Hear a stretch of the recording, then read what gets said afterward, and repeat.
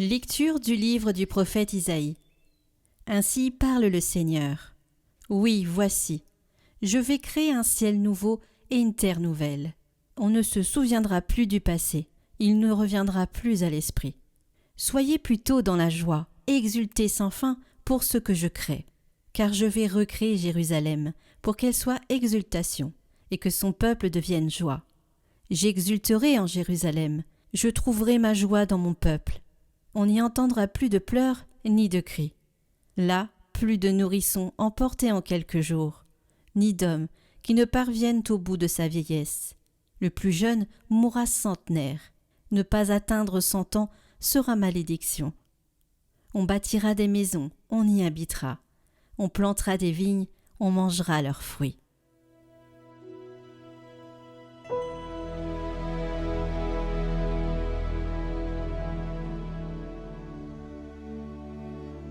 Je t'exalte, Seigneur, tu m'as relevé. Je t'exalte, Seigneur, tu m'as relevé, quand j'ai crié vers toi, Seigneur. Seigneur, tu m'as fait remonter de l'abîme, et revivre quand je descendais à la fosse. Fêtez le Seigneur, vous ses fidèles, rendez grâce en rappelant son nom très saint. Sa colère ne dure qu'un instant, sa bonté toute la vie. Avec le soir viennent les larmes, mais au matin les cris de joie. Et j'ai crié vers toi, Seigneur, j'ai supplié mon Dieu. Tu as changé mon deuil en une danse, que sans fin, Seigneur, mon Dieu, je te rende grâce.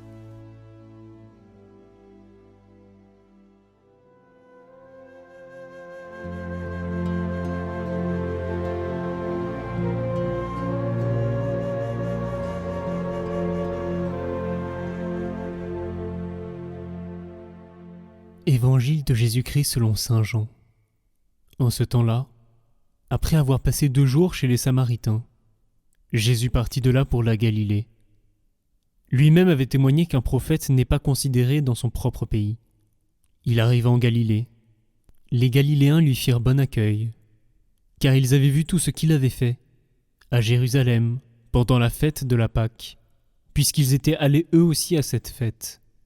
Ainsi donc, Jésus revint à Cana de Galilée, où il avait changé l'eau en vin.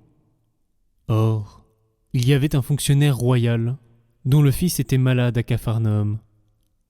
Ayant appris que Jésus arrivait de Judée en Galilée, il alla le trouver. Il lui demandait de descendre à Capharnaüm pour guérir son fils qui était mourant. Jésus lui dit : « Si vous ne voyez pas de signes et de prodiges, vous ne croirez donc pas ? » Le fonctionnaire royal lui dit : « Seigneur, descends, avant que mon enfant ne meure. » Jésus lui répond : « Va, ton fils est vivant. » L'homme crut à la parole que Jésus lui avait dite, et il partit.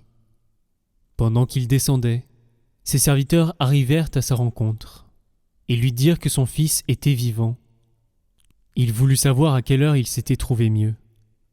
Ils lui dirent : « C'est hier, à la 7e heure, au début de l'après-midi, que la fièvre l'a quitté. » Le père se rendit compte que c'était justement l'heure où Jésus lui avait dit : « Ton fils est vivant. » Alors il crut, lui, ainsi que tous les gens de sa maison. Tel fut le second signe que Jésus accomplit lorsqu'il revint de Judée en Galilée.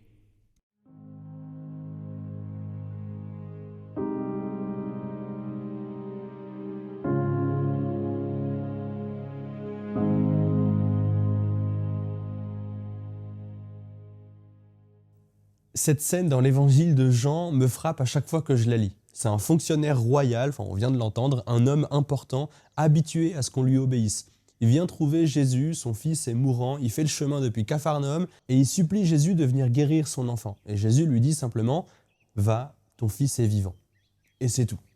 Pas de grands gestes, pas de déplacement particulier, aucune mise en scène extravagante, juste une parole. Et c'est cette parole de Dieu, performative, elle agit et elle est puissante.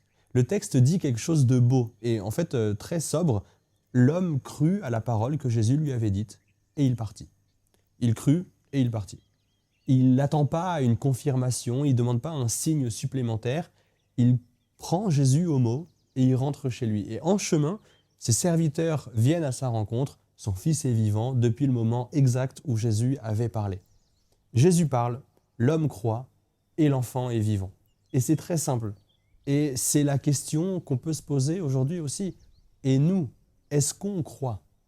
Cette parole que Jésus a prononcée ce jour-là, on l'a aussi. L'évangile, la Bible, c'est la parole de Dieu. C'est pas juste un témoignage humain sur Dieu.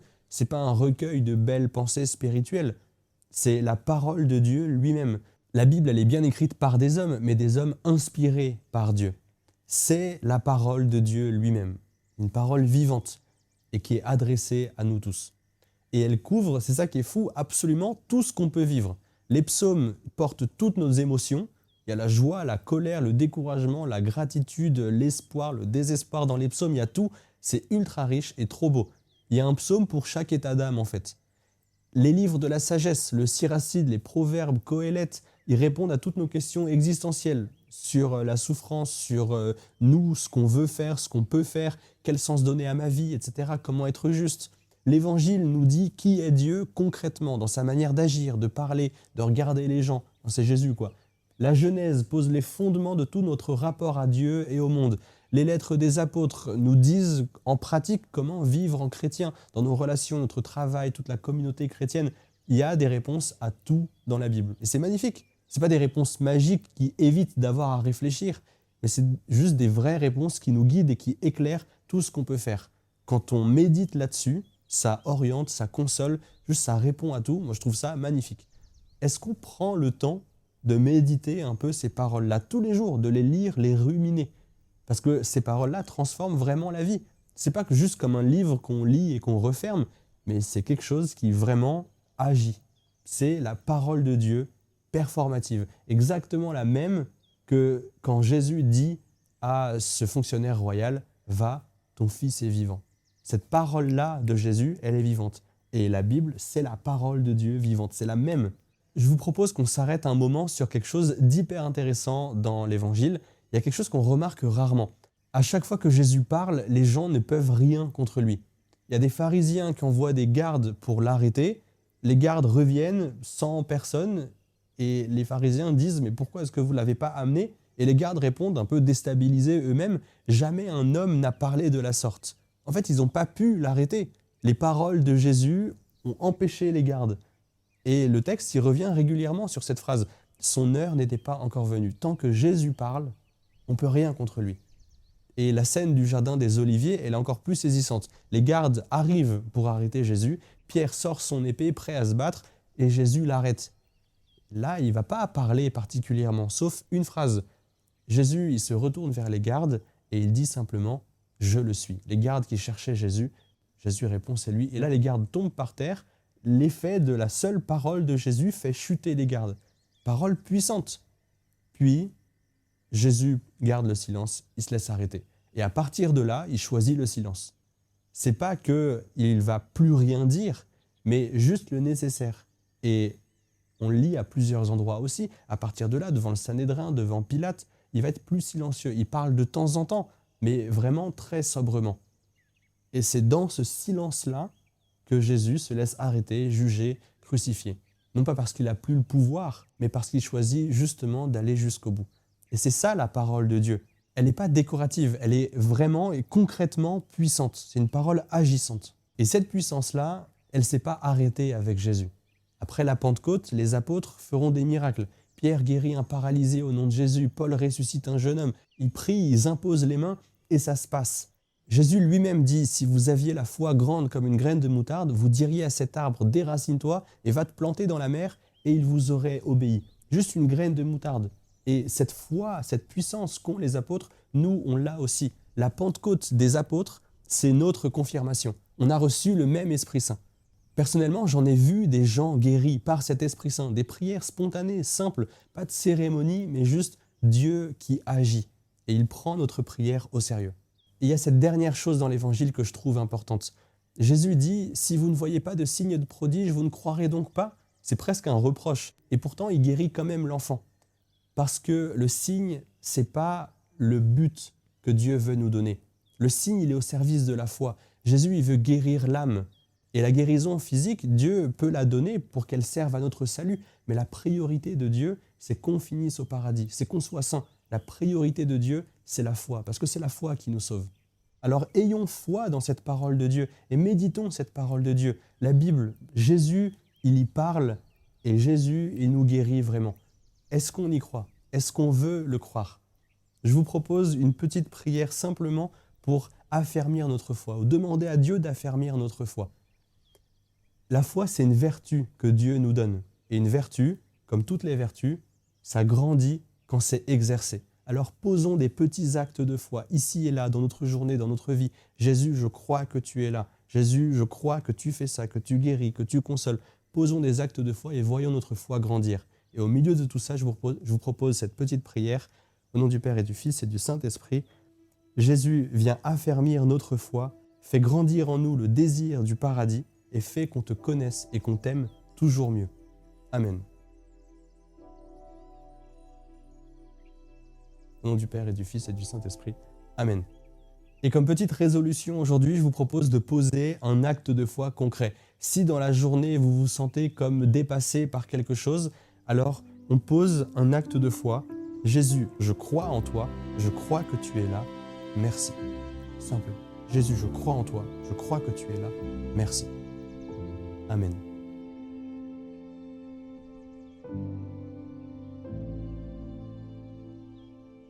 Et pour aller un petit peu dans le détail, pour avoir des petits défis quotidiens, des choses à mettre en place concrètement pour vivre avec Jésus et devenir saint, parce que c'est de ça dont il s'agit, je vous propose d'aller voir mon livre « Soyons saints, méthode pour ne pas gâcher sa vie ».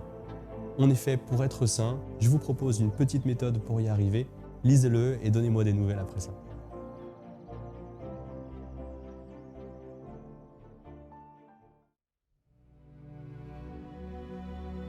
Retrouvez ce commentaire de Carême sur notre chaîne Prière par Catoglade en lien en description.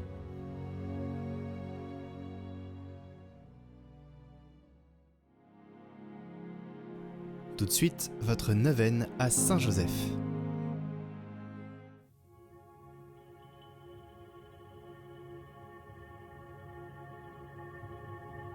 Au nom du Père et du Fils et du Saint-Esprit. Amen. 6e jour de notre neuvaine à Saint Joseph. Saint Joseph, modèle des prêtres, gardien du mystère de l'incarnation. Par sa proximité humaine et spirituelle avec le Christ, unique prêtre, Saint Joseph est le premier modèle pour les prêtres pour approfondir la joie et la fécondité de leur sacerdoce. C'est à lui le premier, en effet, que le Père a confié la mission de veiller sur la vie de son Fils, le pain vivant descendu du ciel. Pendant tout le temps de sa vie près de Jésus, Saint Joseph a contemplé et gardé dans son cœur, comme Marie, l'infini mystère de l'incarnation à l'œuvre sous ses yeux. Dans le silence de l'amour, il a adoré le Sauveur de l'humanité vivant chez lui. Dans les échanges de cœur à cœur, dans le travail, dans le repos, son cœur était totalement disponible et orienté vers le Christ, relié à lui par un fil d'or de tendresse, faisant de lui le grand maître de la vie intérieure, en particulier pour les prêtres. Saint Joseph a été, par sa sagesse et sa bonté, un reflet du visage du Père pour l'enfant Jésus, afin de l'éduquer et le guider dans sa croissance humaine et spirituelle. Il continue d'aider les prêtres à grandir dans leur paternité spirituelle au service du salut des âmes qui leur sont confiées. Père Saint, par l'intercession du glorieux Saint Joseph, nous vous confions tous les prêtres, qu'avec lui, en se faisant toujours plus proche de lui, ils soient pleinement les gardiens de votre Fils Jésus dans son corps eucharistique et dans son corps mystique qu'est l'Église. Que tous les prêtres prennent Joseph chez eux comme modèle pour écouter, servir, aimer et faire aimer le Christ et la Vierge Marie. Qu'à son école de justes, ils demeurent toujours confiants et se laissent conduire par votre providence dans le don sans retour de leur vie. Amen. Glorieux Saint Joseph, époux de Marie, accordez-nous votre protection paternelle, nous vous en supplions par le cœur de Jésus-Christ. Ô vous dont la puissance infinie s'étend à toutes nos nécessités et sait nous rendre possibles les choses les plus impossibles, ouvrez vos yeux de Père sur les intérêts de vos enfants. Dans l'embarras et la peine qui nous pressent, nous recourons à vous avec confiance. Daignez nous prendre sous votre charitable conduite et régler pour nous cette affaire si importante et si difficile. Vous pouvez exprimer votre intention.